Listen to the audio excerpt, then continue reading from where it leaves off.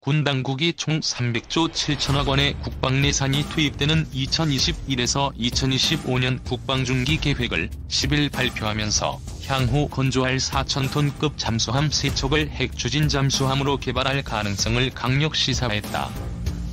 핵잠은 북한의 핵마사일 위협에 대처하고 주변국을 견제할 핵심 전략무기로 꼽힌다. 현재 군은 2030년대 초까지 3,000에서 4,000톤급 잠수함 9척을 전력화하는 사업을 추진 중이다. 1번 함은 2018년 진수돼 2022년 실전 배치될 예정이다. 1에서 6번 함은 재래식 추진으로 결정됐지만 7에서 9번 함은 아직 추진 방식이 결정되지 않았다.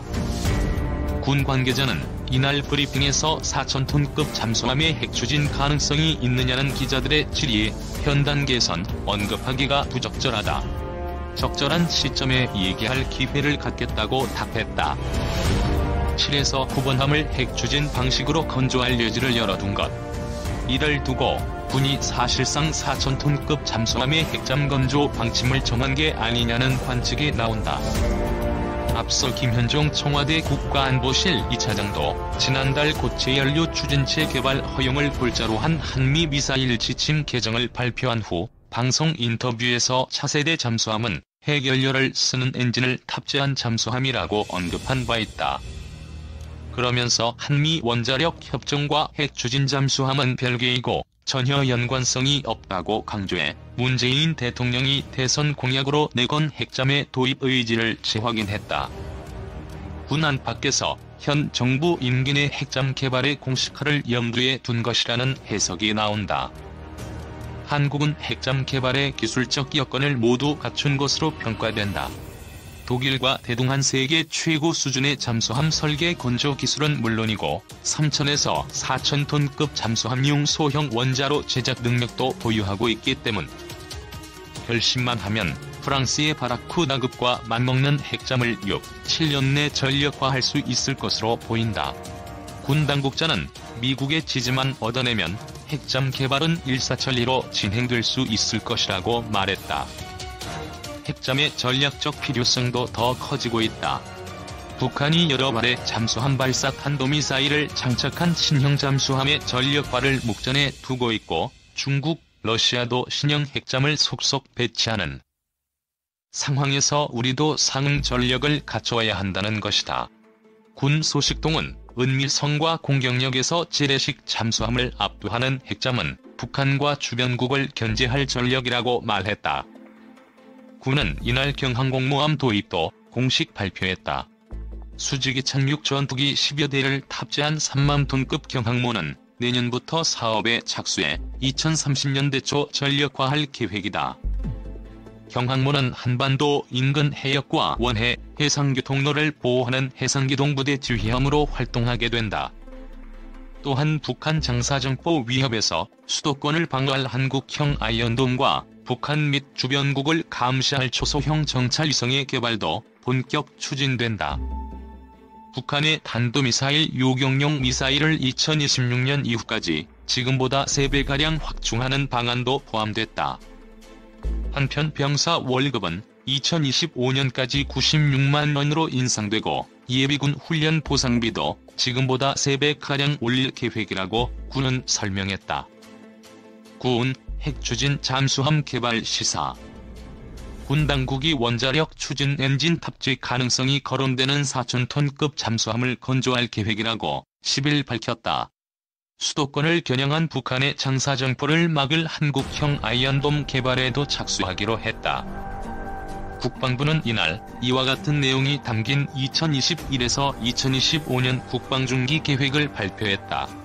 내년부터 5년간 총 300조 7천억 원이 투입될 예정으로 계획대로라면 국방 예산은 2024년 60조 원을 넘어서게 된다.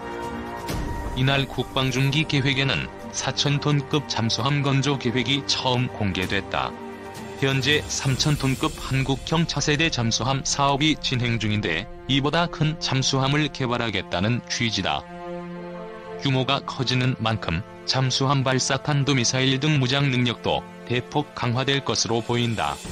이 잠수함에는 기존 디젤 엔진이 아닌 원자력 엔진이 탑재될 가능성이 제기된다. 이에 대해 국방부 관계자는 현 단계에서 말하기는 부적절하다며 적절한 시점이 되면 별도로 말할 기회가 있을 것이라고 했다. 원자력 추진 잠수함 개발 가능성을 시사한 것으로 해석됐다. 김현종 청와대 국가안보실 2차장은 지난달 한미 미사일 지침 개정 발표 직후 차세대 잠수함은 핵연료를 쓰는 엔진을 탑재한 잠수함이라고 했다. 그는 한미 원자력 협정과 핵 추진 잠수함은 별개이고 전혀 연관성이 없다고도 했다. 원자력 추진 잠수함은 문재인 대통령의 대선 공약이기도 하다. 국방부는 수도권을 위협하는 북한의 장사정포를 막기 위한 한국형 아이언돔 연구에 착수하고 2020년대 후반에 전력화할 계획도 세웠다. 아이언돔은 여러 장소에 유도탄 발사대를 설치해 날아오는 장사정 포탄을 요격하는 이스라엘 무기체계다.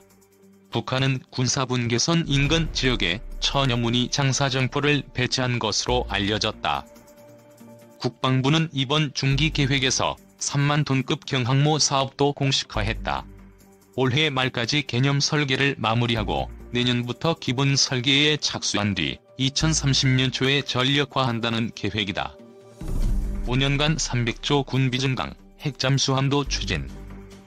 국방부가 10일 발표한 국방중기 계획은 주변국의 군비 증강과 북한의 핵미사일에 동시에 대처하는 군사력을 확보하는 내용을 담고 있다. 국방중기 계획은 내년부터 5년간의 국방예산 비전이다. 큰 문제가 없는 한 그대로 집행된다. 앞으로 예상되는 동아시아 해역에서 중국의 세력 확장, 핵무기와 탄도미사일로 무장한 북한의 압박에 대비할 의도로 풀이된다. 국방부는 이를 위해 내년부터 5년간 301조 원을 투입할 계획이다. 내년에 본격 추진할 3만 톤급 경항모에는 최신 수직 이착륙 스텔스 전투기인 F-35B 20대가 탑재될 예정이다. 현재 추진 중인 경항모는 한 척이지만 기존 독도함 또는 마라도함의 갑판을 보강해 경항모로 개조하는 게 가능하다. 그렇게 되면 스텔스 전투기를 탑재한 경항모를 동서해로 보내 북한의 도발을 양방향에서 견제할 수 있다. F-35B는 북한 상공에 언제든 침투가 가능해 북한이 함부로 도발하지 못하도록 억제할 수 있다. 또 이 전투기는 중국의 어떤 함재기보다 우수하다. 따라서 경항모를 활용해 동맹국과 연합하면 제주도 남단의 서물라카 해협에 이르는 우리 해상 수송로를 보호할 수 있다. 한미동맹에도 도움이 된다. 관련 기사. 병장 월급 2025년 96만원 민간업체에 제초 용역 전부대로 확대. 이경항모의 소형 원자로를 동력으로 사용할 것으로 예상되는 정보고 3 잠수함과 이지스함을 더하면 소규모 항모전투단을 구성할 수 있다. 항모전투단은 동북아에서 해양 세력 균형의 한 축을 담당하게 된다. 세척이 건조될 장보고 3은 탄도미사일과 순항미사일을 장착한다. 유사시 북한을 포함한 적대 세력에 대한 타격 능력을 갖는다. 다만 한미원자력 협정은 한국의 우라늄 농축 상한선을 20%로 제한하고 있고 협정에 따라 이전된 핵물질을 핵무기 또는 폭발장치의 연구, 개발이나 어떤 군사적 목적을 위해서도 이용하지 않는다고 규정했다. 핵추진 잠수함 보유를 본격적으로 추진하려면 한미 간 협의가 우선 이루어져야 한다는 지적이 나오는 이유다. 이지스함은 앞으로 모두 12척을 보유해 항모전투단에 편성될 전망이다. 해군은 현재 세종대왕함급 이지스함 3척을 보유하고 있는데 앞으로 3척을 더 확보할 계획이다. 한국군 단독 GPS 추진 정찰위성 32개 필요, 관건은 예산.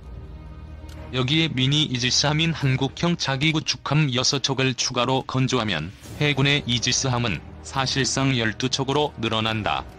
그러나 경항모 전투단을 바라보는 중국과 일본의 시선이 곱지 않을 것으로 보인다.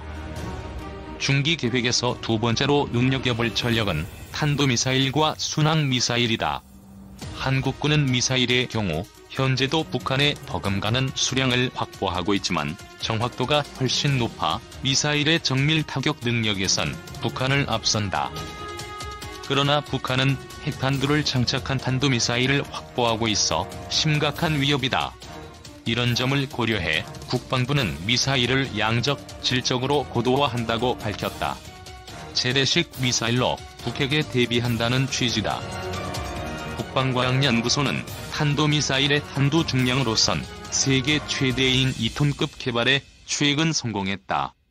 대형 탄두를 탑재한 이 탄도미사일은 북한의 지하 100m 벙커를 파괴할 수 있다는 게 방산업체 관계자의 얘기다.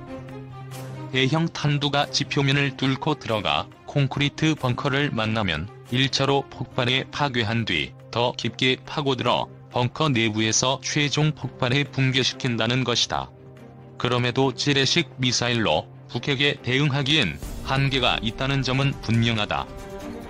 세 번째는 감시 능력이다. 한국군의 작전 영역이 확장됨에 따라 소형 감시 위성을 2020년대 중반부터 우주에 띄울 계획이다. 현재 우리 군의 전략 정보는 거의 미국에 의존하고 있다. 그런데 한국군이 소형 정찰 위성을 갖게 되면 북한을 비롯한 중국까지 감시가 가능해진다. 실시간으로 필요한 북한군의 이동 정보를 확보해 공군 전투기와 미사일에 입력할 수 있다. 신속한 작전이 이루어진다. 특히 북한군의 미사일 발사 움직임이나 수도권을 향한 장사정포 사격, 대규모 전차 부대 등을 탐지할 수 있다. 따라서 미국에 대한 정보 의존도가 줄어든다.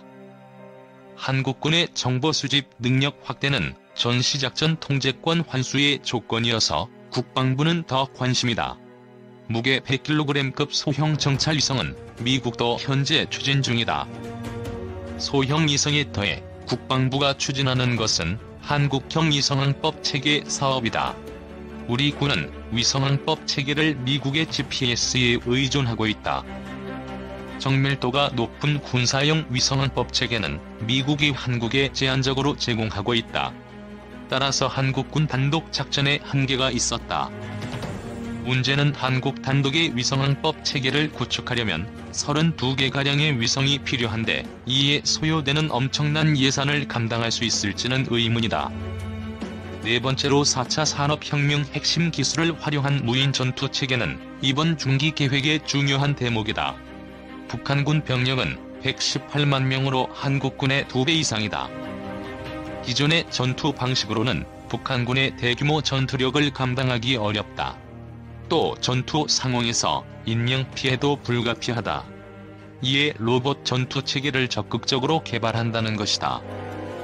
올해 폭발물 제거 로봇을 2025년엔 무인 수색 차량과 다목적 무인 차량을 2030년에는 무인 전투 차량까지 개발해 배치한다. 바다에서도 무인 수상정과 정찰용 무인잠 수정을, 공중에선 중대형 공격 드론과 중거리, 근거리 정찰용 드론 등을 확보할 계획이다. 그러나 국방부는 인간과 로봇 전투체계 구성에 따른 전술 개발과 인력 운영 계획, 인공지능의 접목에 대한 구체적인 방안은 내놓지 않고 있다.